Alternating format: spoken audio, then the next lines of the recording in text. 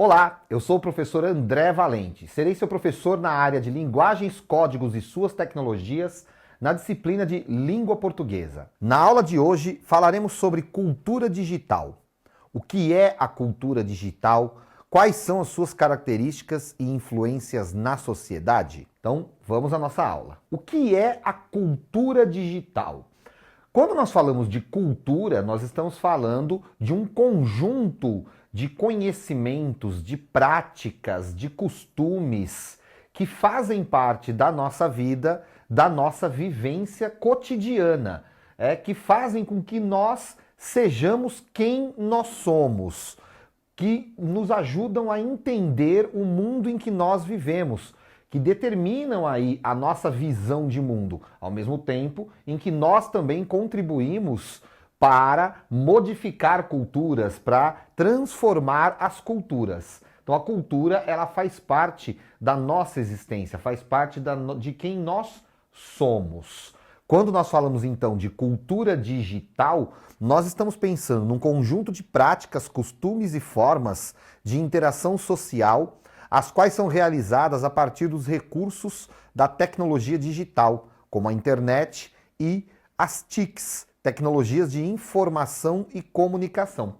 O que quer dizer isso? Quer dizer que com esse advento da internet, das tecnologias de informação e comunicação, de todos esses aplicativos, dispositivos, como celulares, tablets, notebooks, smartwatches, enfim, todos esses aparelhos eletrônicos que hoje já fazem parte do nosso cotidiano, também aconteceu uma mudança na nossa forma de pensar, na nossa forma de ver o mundo, na nossa forma de interagir com as pessoas, até mesmo na nossa forma de falar. Isso faz com que nós possamos falar em uma cultura, a cultura digital. Solta a vinheta de curiosidade.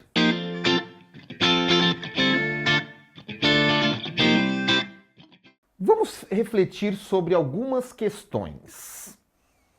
Há 50 anos, você acha que era possível interagir com o outro lado do mundo de forma tão rápida como é hoje? Há 40 anos, como as pessoas compravam as coisas quando elas não iam até o local de compra? Era possível comprar à distância? Como será que isso acontecia? Há 30 anos, o que as pessoas faziam com as fotos dos eventos, das viagens, enfim? Há 25 anos, existiam e o que significavam palavras como nuvem, selfie, compartilhar, baixar, lacrar? Como nós podemos ver, essas perguntas nos levam a perceber que houve uma grande mudança nos últimos 30, 40 anos.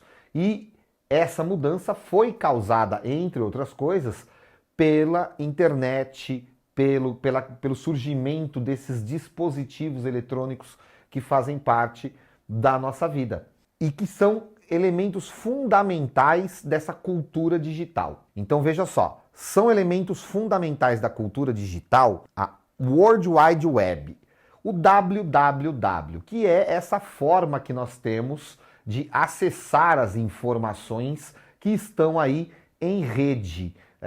Essa maneira de acessar as informações passou a fazer parte da nossa vida. É o endereço que nós utilizamos para buscar as informações na internet. A própria rede mundial de computadores, que nós chamamos de internet, também passou a fazer parte da nossa vida definitivamente. É o lugar onde nós interagimos, onde buscamos informações, onde colocamos informações também, onde hoje podemos comprar, podemos vender, podemos expor a nossa arte, o nosso trabalho, podemos expor os nossos pensamentos. Então, definitivamente, a internet passou a fazer parte das nossas vidas. As tecnologias de informação e comunicação. Dentro desse nome, nós podemos incluir aí os smartphones, que provavelmente é o dispositivo que nós mais utilizamos, afinal de contas, ele vive no nosso bolso, ele está sempre nas nossas mãos. Tá? Os smartwatches, os notebooks, os tablets, as TVs smarts, né? Todos esses dispositivos eletrônicos fazem parte desse pacote que nós chamamos de tecnologias de informação e de comunicação. E a existência desses dispositivos na nossa vida definitivamente mudou a nossa forma de viver, a nossa forma de pensar, a nossa forma de agir. E as redes sociais? Hoje em dia é praticamente impossível nós não estarmos em pelo menos uma dessas redes. Nas redes sociais hoje estão os artistas, estão os intelectuais, estão os políticos, estão as personalidades que fazem parte aí da nossa sociedade e estamos nós, cidadãos, nas redes sociais. Nós podemos apreciar arte, nós podemos discutir política, nós podemos expressar o nosso pensamento, nós expomos ali o nosso dia a dia, nós interagimos com outras pessoas, conhecemos outros universos, outras culturas, enfim, a vida está acontecendo também nesse mundo virtual, nas redes sociais. E quais são as características dessa cultura digital? Nós podemos falar em conectividade, ou seja, essa ideia de que hoje nós estamos sempre conectados, mesmo quando nós não estamos mexendo no nosso celular, quando nós não estamos na frente do computador ou da televisão, de qualquer maneira, nós estamos conectados, as nossas redes estão lá, as pessoas estão comentando, estão interagindo com a gente. Então, essa conectividade hoje definitivamente faz parte da nossa vida, faz parte da nossa cultura. A colaboratividade é essa ideia de que nós podemos colaborar uns com os outros, fazer coisas em conjunto. A ideia também de que nós podemos organizar movimentos utilizando as redes sociais, utilizando os aplicativos de mensagens, a troca de informações. Quantas pessoas que não compartilham ali nos grupos as suas angústias, as suas dúvidas, os seus anseios, e aí vem alguém e comenta também. Então a colaboratividade definitivamente passa a fazer parte da nossa vida nesse mundo virtual. O intercâmbio de informações, né? Como eu disse, eu posso postar alguma coisa que eu sei, aí alguém vem e comenta e posta também alguma coisa complementar. De repente eu falo de algum conteúdo, alguém vem e diz: olha, eu li um livro que fala sobre isso também. Olha, tem um filme que também trata desse assunto. Então essa troca de informações hoje faz parte aí da nossa vida também. Será que você nunca precisou entrar na internet para procurar um serviço e entrou na sua rede social e disse: olha, se alguém souber aí de alguém que faça esse serviço, por favor, me dá uma dica. E aí alguém diz: olha, eu conheço sim alguém que faz isso e tal, passa o contato. Então, isso é a colaboratividade. Essa possibilidade da gente colaborar uns com os outros aí. A velocidade da informação. Eu me lembro que o meu pai contava que lá na década de 60, quando o Brasil ganhou lá a Copa, depois na década de 70 também, muitas vezes o vídeo, a informação, a mídia chegava aqui no Brasil dias depois. As informações não eram tão rápidas, agora não. Agora o fato está acontecendo, imediatamente tem alguém com o celular, já bota na rede social, já coloca no status, já coloca e as pessoas já saem compartilhando e todo mundo já fica sabendo.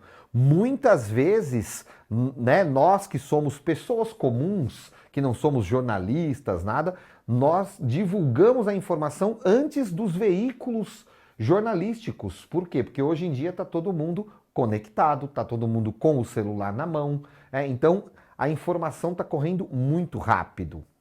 A interatividade, que é essa troca, essa possibilidade que nós temos de interagir com pessoas de vários lugares, dialogando, conversando. Então, se eu produzo a minha arte hoje, eu posso colocar a minha arte na internet e as pessoas vão opinar, vão dizer o que elas acharam, vão criticar, vão elogiar. Tem aquelas pessoas que vão jogar o hate, como dizem. Enfim, as pessoas vão interagir.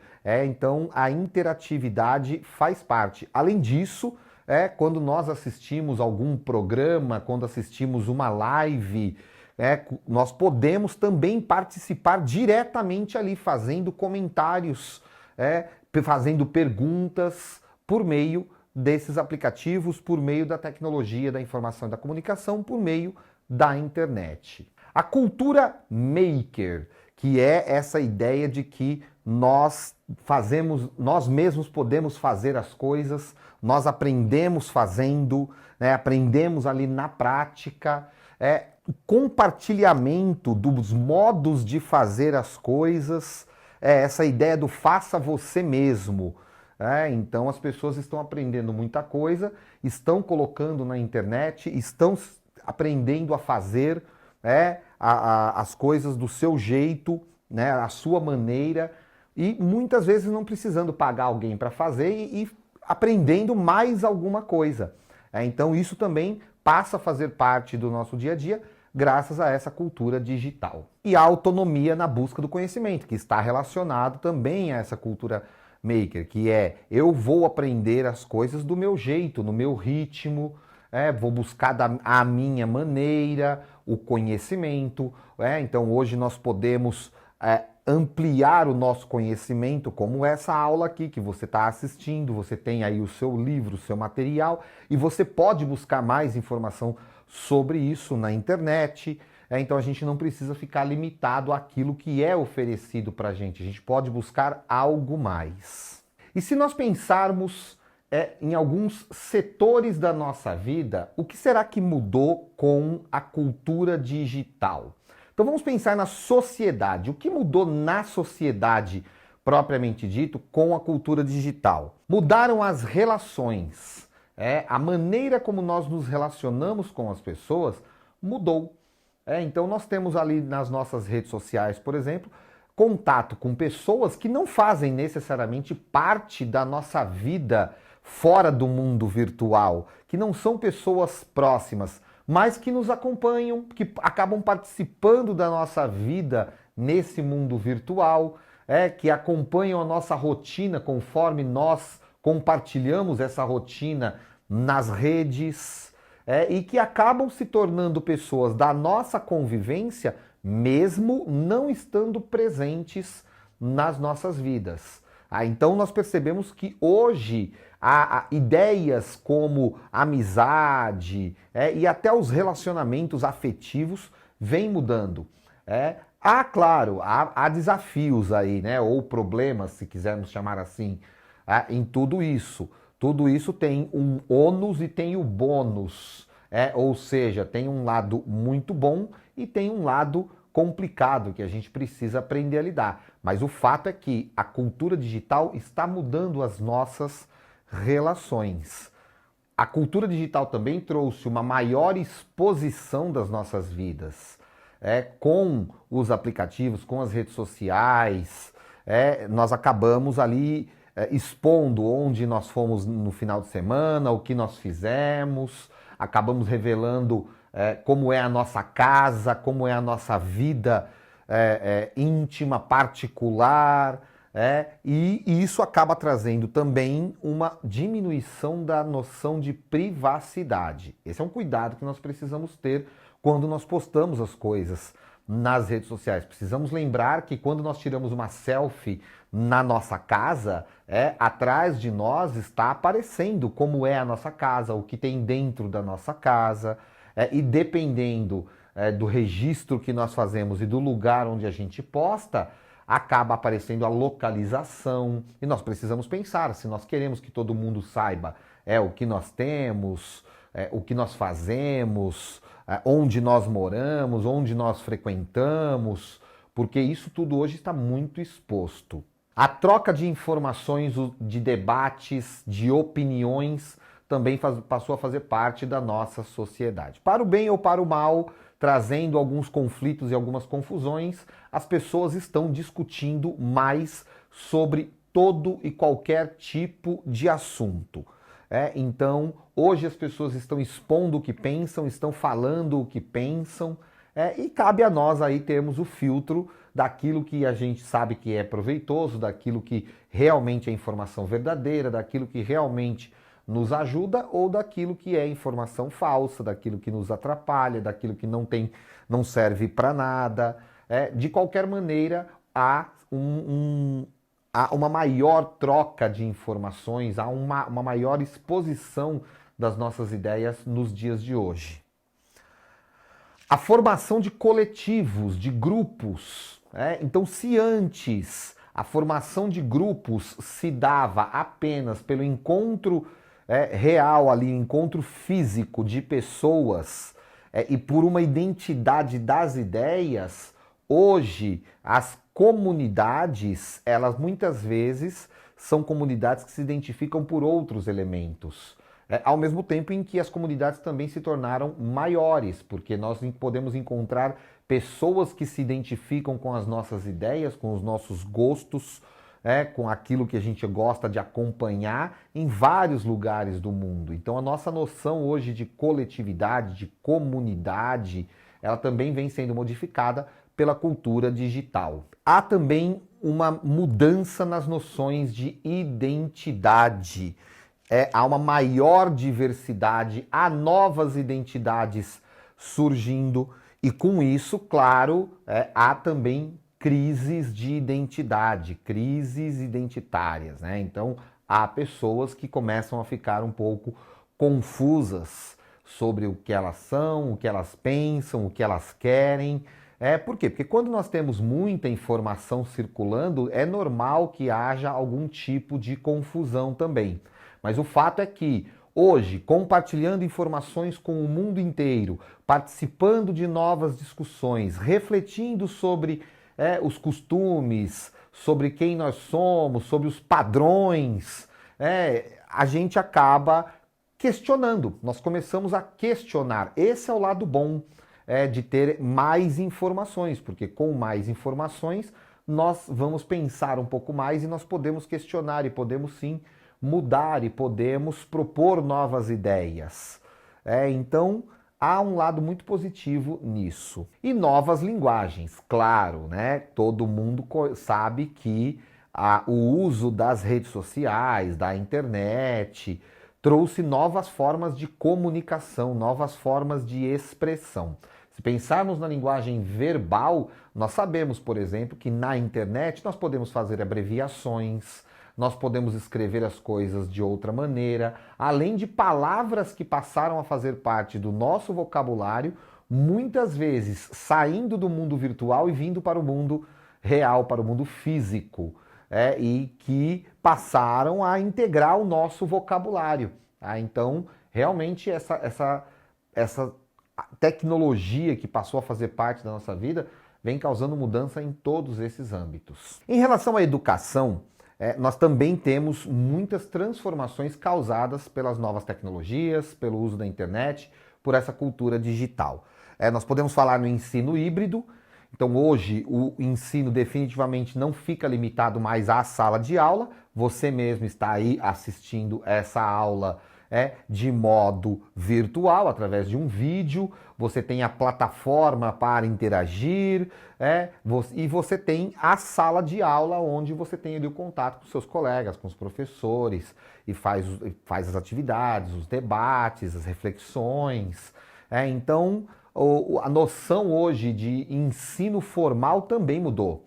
Então hoje o ensino híbrido, de alguma maneira, ele já é uma realidade em todas as escolas. De alguma maneira, as pessoas não ficam limitadas ao ensino na sala de aula. Mesmo que seja por um contato via aplicativo de mensagem, com o professor trocando conteúdo por ali, colocando conteúdo numa pasta no Drive, na nuvem, para que os alunos possam pegar e fazer as atividades. Isso já caracteriza esse ensino híbrido. Além do EAD, da educação à distância. da possibilidade de fazer aulas, de fazer cursos, de estudar sem sair de casa, através da internet. Isso também faz parte dessa nova cultura, dessa nova realidade. Novas formas de acesso ao conhecimento. Anos atrás, os estudantes precisavam ir até uma biblioteca, pegar um livro, copiar à mão o que estava no livro, para poder fazer os seus trabalhos, para poder entregar os seus trabalhos, estudar para as provas, enfim.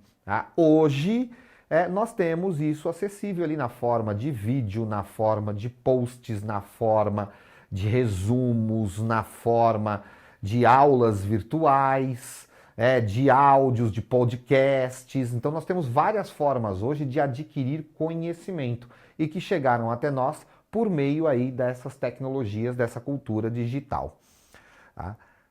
Além disso, essa cultura digital gerou novos gêneros textuais, gêneros discursivos. Então, para cada nova tecnologia, nova plataforma, nova forma de acesso, acabam surgindo novos gêneros discursivos e textuais. Então, se a gente pensar, por exemplo, numa rede de microblog, que é o caso, por exemplo, do Twitter, que é a mais famosa, nós temos ali 280 caracteres. Antes era 140, hoje é 280. Então, isso acaba gerando um gênero textual, um gênero discursivo. Por quê? Porque nós precisamos resumir a nossa linguagem. Quando não cabe tudo em uma única postagem, o que nós fazemos? Fazemos o fio, a linha. Então, isso já é característica de um gênero discursivo, que tem suas características próprias. A mesma coisa quando nós mandamos a mensagem pelo WhatsApp, o gênero textão, que é aquele texto que é considerado muito longo para uma rede social. Então, há gêneros novos que vão surgindo aí com essa informação. Além disso, o hipertexto. O hipertexto, ele mudou a nossa forma de ler, a nossa forma de organizar conhecimento. Porque o que é o hipertexto? É essa possibilidade que nós temos de estar lendo um conteúdo, de repente ver uma palavra ali que nos interessa, ver um link, você pode clicar naquele link e você vai para um outro texto, e vai ler uma outra informação e depois você pode voltar para o texto original. Ou você mesmo pode selecionar uma palavra, pedir a pesquisa lá no Google e ler o texto, fazer uma nova pesquisa. Isso mudou a nossa forma de ler, porque agora a gente não vai ler um texto inteiro e ficar com aquela informação, nós vamos acabar buscando outras, e isso vai trazendo novos conhecimentos e vai exigindo mais de nós também, claro. A gamificação, que é outro recurso que entra agora na educação, que é a possibilidade de jogos educativos, jogos que nos ajudem a fixar conhecimento, a ampliar conhecimento, a testar o que a gente sabe, o que a gente não sabe, e que acaba também, ao mesmo tempo, divertindo, porque estimula essa ideia da competição, do querer vencer, do querer ganhar, do querer acertar. Então essa gamificação, ela também passa a fazer parte do mundo da educação. E o multimídia, O multimídia está em tudo, que é essa possibilidade, do conhecimento ser acessado ali por meio de vídeo, de imagem, de postagem, de texto curto, texto longo, um áudio, um podcast, enfim, há as inúmeras possibilidades de acessar o conhecimento. Nas organizações, empresas, instituições, o que mudou? A forma de planejamento, porque hoje há muito mais recursos digitais, então o planejamento das ações acaba mudando também. A própria noção de tempo, porque hoje é possível fazer uma reunião, é possível fazer todo um trabalho virtualmente, então acaba mudando o planejamento das ações, trazendo maior agilidade, já que a gente tem recursos tecnológicos hoje que vão acabar compensando algumas faltas que a gente tem. Por exemplo, cidades muito grandes, pessoas que fazem trabalho morando em lugares distantes, não precisa mais viajar para estar em contato com a equipe, pode fazer isso virtualmente, pode fazer isso pela internet. Então isso traz mais agilidade. A maior possibilidade de armazenamento de dados, isso também ajuda bastante, porque nós temos hoje aí nuvens, drives, enfim, em que nós podemos armazenar mais informações. A maior troca de informações nas organizações, entre funcionários, entre organizações, o que também ajuda bastante. As mudanças operacionais e tecnológicas, então nós temos novos equipamentos, novos dispositivos, e isso acaba trazendo mudanças operacionais, né? Então hoje existe aplicativo para tudo. Os drones hoje, por exemplo, servem para monitorar produção, servem para monitorar, podem acompanhar a entrega de um produto, a logística, servem para fazer mapas, servem para monitorar público. Então dá para fazer muita coisa com esses dispositivos, mudando aí os sistemas operacionais. Tá? E os novos perfis de profissionais, que são pessoas que hoje o mercado está exigindo profissionais que tenham familiaridade com essas tecnologias. Hoje em dia não dá mais para imaginar um profissional em qualquer área que não saiba pelo menos mexer num celular, numa rede social, gravar um vídeo, participar de uma conferência num aplicativo de vídeo. Isso hoje é uma exigência do mercado de trabalho definitivamente. No mundo da economia e do trabalho, o que mudou? Então nós temos hoje um mercado muito mais aberto e mais dinâmico, justamente porque há mais tecnologias, há mais informação, há mais possibilidades. Então o mercado hoje está muito mais aberto, muito mais dinâmico em relação a isso, em relação ao passado. Há uma maior complexidade de normatização, porque com novas tecnologias, com novas formas de contato, com novas formas de operação, é preciso criar novas normas. Por exemplo, a questão do horário de trabalho. Hoje em dia, com os aplicativos de mensagem, com o acesso à internet, é preciso estabelecer regras, estabelecer normas para que as pessoas não ultrapassem o limite do aceitável. Então é preciso ter um horário de trabalho, é preciso estabelecer as regras de uso dessas tecnologias. E isso tem trazido alguns desafios aí nessa normatização. Um maior fluxo de mercadorias e serviços, com a internet, com a possibilidade de compra, venda pela internet, utilizando esses dispositivos, isso trouxe um maior fluxo aí de mercadorias, produtos que antes, por exemplo, só podiam ser comercializados de forma física, hoje podem ser comercializados de forma digital. É o caso, por exemplo, de e-books. É o caso, por exemplo, de programas de computador, que antes a gente precisava ter lá o CD e tal. Hoje não, você tem uma chave de acesso, você acessa, baixa o programa, utiliza no seu computador, com toda a segurança, com toda a tranquilidade. Então, há um maior fluxo de mercadorias e isso movimenta a economia também. E como eu já disse, acaba trazendo também os desafios de organização, de planejamento, de normatização. O marketing digital, que é uma expressão que está inclusive fazendo parte da nossa vida, desde o marketing de empresas, pensando a maneira como ela vai se divulgar, a sua marca, até mesmo a forma de elaborar marcas mudou, porque hoje é preciso pensar que essa marca vai aparecer em diversas plataformas, para públicos diferentes. Então se tornou muito mais exigente. O profissional de marketing aí, se você tem vontade de seguir nessa área, prepare-se, se tornou muito mais exigente, exige muito mais criatividade, porque é preciso pensar em muitos outros fatores que antes não existiam. Então o marketing digital ele já entrou. E ele também vem sendo pensado para pessoas que não necessariamente usam a internet para a profissão, para o trabalho. É possível pensar o marketing digital pessoal.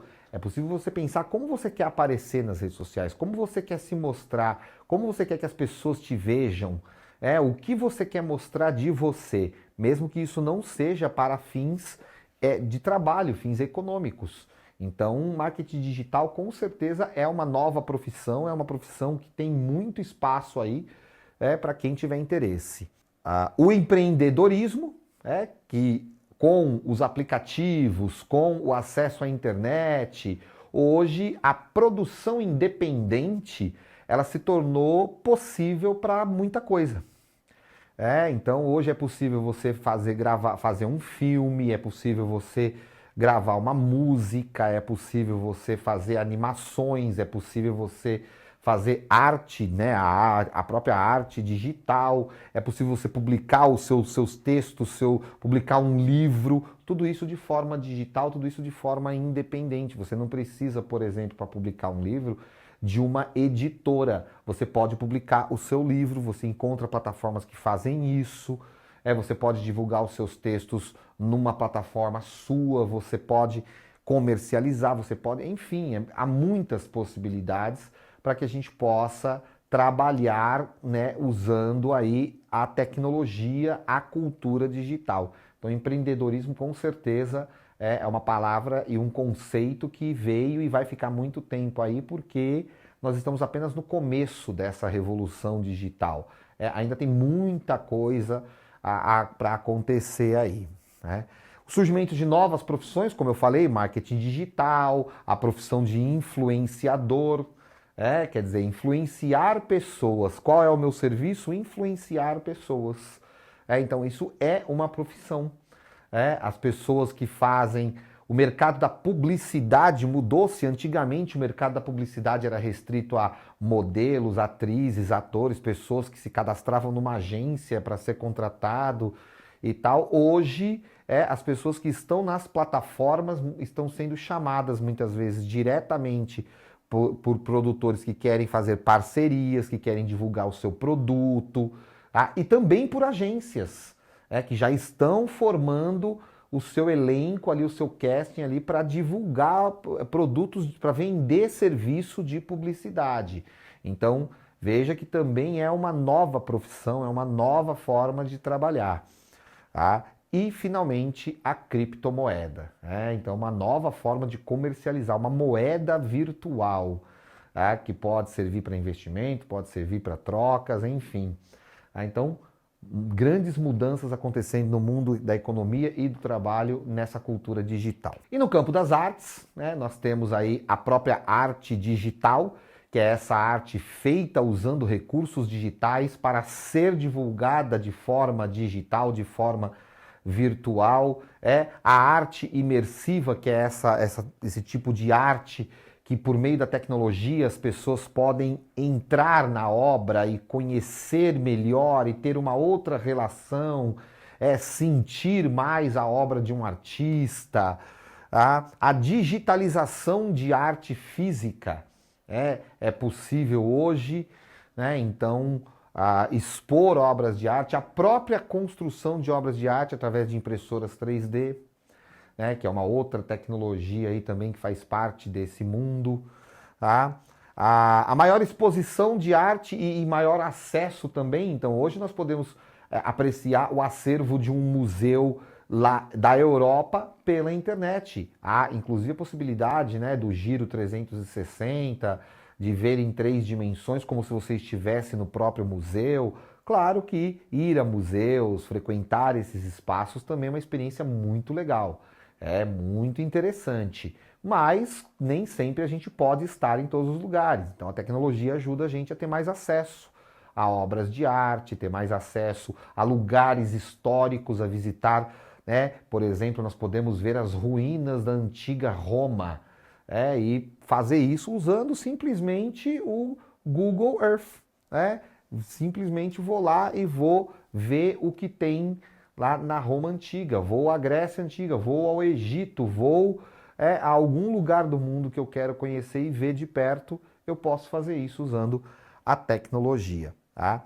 As ferramentas de criação para arte, eu citei aqui agora há pouco a impressora 3D, mas a gente tem aí as mesas de digitalização, as mesas que servem para fazer ilustração digital, para fazer desenho digital, a fotografia com as máquinas digitais também ganhou muito mais possibilidades. Os aplicativos de tratamento de imagem, de tratamento de som, que servem aí para quem é do mundo da música. Então a gente tem muita tecnologia para produção de artes agora de diversas maneiras. A própria literatura digital, que é uma literatura produzida por recursos digitais e para ser lida de forma digital e não de forma impressa. Então estão surgindo muitas novas manifestações artísticas graças a essa nova tecnologia, a esse mundo digital, a essa cultura digital.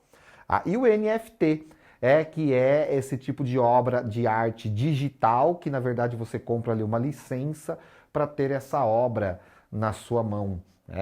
Claro que ainda é muito caro, ainda não é acessível para todo mundo, mas é uma nova forma de comercialização de arte que está surgindo aí e que é uma mudança vinda desse mundo. Então chegamos aí ao final dessa nossa videoaula, eu espero que você tenha gostado. Acesse a plataforma, aproveite os links para você ampliar o seu conhecimento e vamos a uma reflexão sobre o conteúdo de hoje. O perigo do passado era que os homens se tornassem escravos. O perigo do futuro é que os homens se tornem autômatos. Erich Fromm. Bons estudos, até a próxima aula.